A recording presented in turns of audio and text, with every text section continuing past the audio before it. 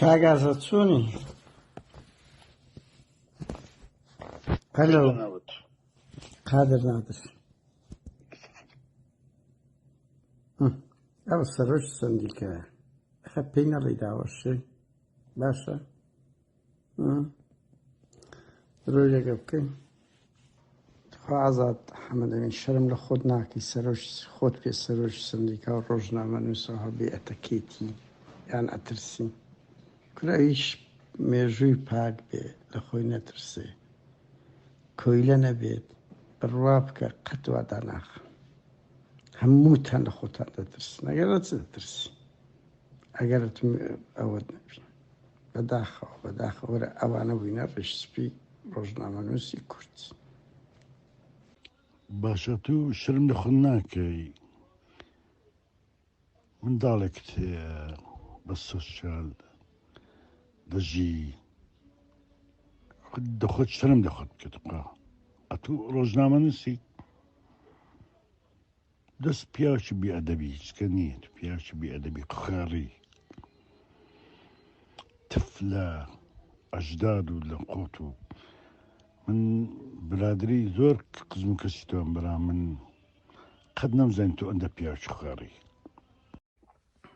ئەوەی دیتان ئەوە ئەخلاقی نێوان دوو کەسە بەرەی دەسەڵات و خەڵکانێک کە بەخنەگری ئەو دەسەڵاتن و ئەوە یەکەم جار نییە ڕوبەڕووی من دەبێتەوە هەمووتان دەبین ئەمە لە چەند ساڵی ڕابردوو دەیان جار لە ئاستی بەرزەکانیان ئەو گوتەبێژی حکوومەت لەوەی گەورەتریان نیە ئەنی حکوومەتی هەرێم جوێنی وای پێداوم متەسەڕەفی هەولێر جوێنی وای پێداوم پەرلەمانتاریان جوێنی وای پێداوم کارژێرڵقی ئەوڕۆپایان جوێنی وای پێداوم هەمووش نیشانەی ئەوەیە ئەم تەنگم پێیان نییە ئیفلاسن خاوەن هیچ بیر و باوەڕێک نین ئەو کەیسەش بۆیە باز دەکەمەوە دەمەوێت بڵێم یعنی سەیریان کەن یعنی لەوانە نابی دەبی ئەخلاقیان بەرزتر ئەو تۆپیانە لۆگۆی ڕۆژنامەگەریە لۆگۆی گوتاریانە ئەو ئەخلاقەتی تف دەکەن ئەوە ئەخلاقەتی جوێن بە ئەبوو ئەژدادی من دەداتن لە کاتێکدا مێژووی ئێمە دیارە و مێژووی ئەوانەش دیارە ئەوە ڕفتاریانە ڕفتاری ئێمەش ئەو دەبینن قەسەچی بەتەنیا ئەوان ئەو سوپایە گەورەشان دەستە هاوڕیانە لەسەر هەندە ئێستا نمونەی بەبیرم هاتەوە بە پەلا جێگری یۆران پێرشۆن ساڵی سەرۆکوەزیرانی 2002 بووە بزانمە ڕووداوە بەس لە تەلەفۆن کە دایخست لەگەڵ ڕۆژنامە نووسێک دەیادی کرد بۆی زانیم قەپات دەکات وتی فیفان واتە ئەوکو بەنعلەت بێ بڕوا بکە ئابڕۆیان بەر تەداوەی بردننی کرد کچکاکەوە تفەکە تف کورە ئەوە جوێن دەداوەکو سەرسەریەکی سەجادا باش ئەمە لۆ گلەی لە مەحموود سەنگایی بکەین لۆ گلەی لە بەڵتەچیشی بکەین یعنی بەجددیمە کە ئەوە لۆگۆی پارتی بکە گوتەبێژی کە متەسەڕەفی ئاوا بێ بۆ ئەمە گلەی لە بەڵتەچەکانیان بکەین یعنی ئەوە پێدەچی لە ئەلفیان لۆیان هەموو وابن بە دەگمەن تاکوتەرایان بی وەوە کەلتورێکە دەبێت دژی بوەستین جوێندان بە خەڵکی ئۆپۆزیسیۆن دەرێن جوێن دەدەن بەس ئەوە خۆ بە پراکتیک دیارە هەمووتان دەبین ئەمە چۆن ئەوە دەبن مزەڕەت ئەوەیە ئیفلاسن لە بەرامبەر ئێمە و ئەو پرسیارانەی ئێمە دەیکەن ڕۆژنامە نووسی کوردستان ناتوانن فەقیرانە ئەوان ئەو نوع پرسیارانەی ئێمە بکەن بە هەزار شێوە ئەزیەتیان بدەن هاوڕێیان بێمە سەخاڵشکە و زۆر باز دەکری ڕۆژنامە بە باشە وەرە هەموو میدیای ڕۆژنامەگەری پارتی و شێتی بزن چیانە شادەی وەگرتیە چەندیان شادیان لە زانکۆیەکی لەسەر ڕاگەیان دەکردی کورە هەموو ئەسڵەن نەک شادیان نیان ئەخلاقی ڕۆژنامەگەریشیان نییە کە بێن ئازاری ئەو خەڵکەی بۆ گواستنەوە ئەو ئێمە لەو ئەوروپای خۆشەی تەمەنی خۆمان هەڵوەران لە پێناوی ئازادی مافی مرۆڤ خۆ ئەگە خەباتی ئەو ئێمە مانان و ئەو دەنگانەی ئەوروپا و سەدان دەنجی ئەوروپا و دەیان دەنجی سەدان دەنجی کوردستان نەبی ئێوە چستان کردێ لە بۆ ئازادی بەجددی شەرم بڕۆنە دیار ئاوێنە ڕووداوەکان بژمێرێنە دەیان ڕووداوی گەرما و گەرم بزانام چستان کردیە کوا هەڵوێستان خۆدا وشە ڕێزکردن بەسی فاش و نازەکانی ژوشی جوانیان ڕێز کرد بەس خاڵین لە ئەخلاق خاڵین لە ئەخلاق لە هەڵوێست لە جوانی لە مێژووت فەرقیمە و ئەوانە بڕوا بکەم قسە سەر ئازادەشم نەدەکرد بستەمێ بزانم بڵێن لۆگۆی پارتی ئەوەیە لە ڕۆژنامەگەری کە جوێن دەدە کە تف دەکاتن ئەگەر چیەکەی مشکیلەیە هاوڕێیان وەرە سیرکەن ئەو هەموو زیندانەی بادینان 3 ساڵە ئەرز و ئاسمان، یعنی بەس مەریخ نەهاتە جواب، قسەی لەسەر کرد، ئیدانەی کرد. بەڵام ئەو سندیکە قسە هیچی نەکرد، بە پێچانەوەیان شێروانی ئەندامی سندیکانیە دوای دەکرد، ئەندامیش بوو، هەرچەندە ئەندام بوونیش پێوەەر نییە، بەڵام قەزدەم لەسەر دێ لە هەولێر دەیان دادگایی کردنی ئەوانە بەڕەوە چوو، چەندین سەفیر و قونسڵ و ئەوانە چون بەشداریان کرد ڕێکخراوی جیهانی، ئەو ملپانانەی هەولێرێ نەچوو، ئەو سندیکایانە شەرم لە خۆتان بکەن. ئەوە لە مێژوو دەنووسرێ کەتی 100 ملیۆن دینار بەناوی ڕۆژنامەگەری وەریان دەگرت کە ئێستا تەخفیز بۆتە بە 30 ملیۆن، ئەو بەناوی ڕۆژنامەگەری ئەوە دەچن. باشە بۆ ئێمە ینی بەجددی بۆ بەس لە سیاسەکان تونکەین، بۆ ئەو مەخلوقانە لێرە بیانگرین بیان دەینە بەرهێلکەوتە ماتەی لۆ عیبی کە ئەوانە بەس لۆگۆی ئەو دەسەڵاتن، دیوەکەی تری دەسەڵاتن بە ناوی قەڵەم. تۆ بزانە لەسەر دەیانێک و شێروان و گوهدار و ئەیاسکەرەم و هێمن مامەند ئەوانە کە کەیسەکانیان بە مانجی و ساڵ وا دەخانی،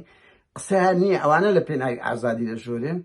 قسەیان نییە بەس سێ زەمال عەبدوڵایەک بە دەنگ دێ کە بەنووکە دەمانچە لە خەڵکیشدایە، بنووکە دەمانچە لە خەڵکدایە، کاکە چ رەبتی بە ڕۆژنامەگەری هەیە؟ هاوڕێیان شتشکە بە سەریعی بڵێم، ئەوە بە ئەو زۆر کەس هیچ رەخنەیان پارتیویەکی دێسەمەنی هەیە، ئەوەیە کچەکی خاوەن پێداویست تایبەتیە، چ بێ ئەخلاقێتەکە؟ ئەتوونە سەقافەت تێ نەزانی قانون ئێرە کووە، نەدەزانی جارە سۆسیال نادرێت لێرە، هەموو ئەوانەی ئەو قسانێ من دەکەم هەموو خەڵک دەزانی سۆسیال نادرێت. و لێرە بە پێی پێداویستی ئینسانەکە کاتژمێری دابین دەکرێت کە یەکێک ئاگای لێبیتن،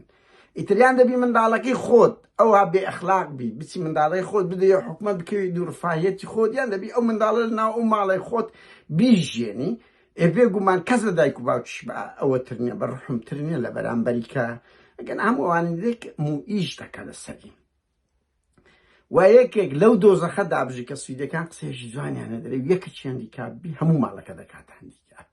من لەو دۆزەخە دەژیم کە هەموو ئەوانەی شارەزاییان لەوە هەیە، بزانن 20 ساڵت عەقڵی 2 ساڵە، خراپترین زۆری گەشتکەی هەیە کە هەر لەحزەیەک پێی ڕانەگەین دەمری، دەیان جار لە نێوان مەرگ و ژیان گەڕاندیتمانەوە. هەموو ماڵەکە بە پێی داونلۆد دەکرێت، بە پێی ئەو چونە دەرنا خواردن ئیلا ئیلاخر. من نامەوێت باز بکەم زیاتر لەو شتە، ژیانی تایبەتی خۆمان لە هەموو ئەوانە ئەجووری هەیە، ئەجووری نە کەس دەتوانێت بێتە ماڵی من ئەم بی بە ماڵی کەس. من لەو دۆزەخە دەژیم 20 ساڵە لە بڕی ئەوەی خەڵکێک ڕێز لەوە بگرین ئەو ژیانە دێم خەباتی شەو ڕۆژ 22 ساڵە ئەمن خەریکی ئەو وەزعم دە یەک جملەی پێە ئەسەم عاشق قسەکەی خۆی دەژی ئەوی 176 ساعتە کە دەیان و سەدان کەس هەیە 300 ساعتی وەردەگری لە ئیشی تر، بەس لەو ئیشەی هەموو من ئەو قسە دەکەم خۆ دەیان کەس لێرەیە سویدی. یعنی چ بێ ئەخلاقێتەکە کاچ خۆ ئەوەش بە قانون دانرایە و بە مراقەبە لەسەر دانرایە و دەیان لێ پێچینەوە هەیە و بە دواتچوون 2 ساڵ جارێک دەکرێت و شتی زۆری هەیە. بەهەرحاڵ هاوڕێیان ئازاد حەمەدەمینە کە دێ وەکێک لەو بۆقانەی دەسەڵات کە ئەوکو گوتمان ویژدا مردووە، ببین ئێستا ئەو ڕۆژنامە نووسەکی ڕۆژنێز بزن 6 ڕۆژەشون بزنە ناوێرن برن لەل گچکە و گەورەی ئەو سندیکایی. بەڵام بۆ جەمال عەبدوڵایەک شەلاتی کە بنووکە دەمانچە لە خەڵکیدا چ دەکەن؟ ئازاد حەمەدەمین شەرم لە خۆت ناکەی دەی قسە دەکەی لەناو یا ئەو هات جوێن دەدەی کە وەکو گوتم مێژووی ئەو مەندیارە وەرە ئەتو پیاوی ئەوە بووی خۆت هەڵبژا 300 دەنگەچینە لە کاتێکدا کورە ئەوەی مزرخەی ئاوێ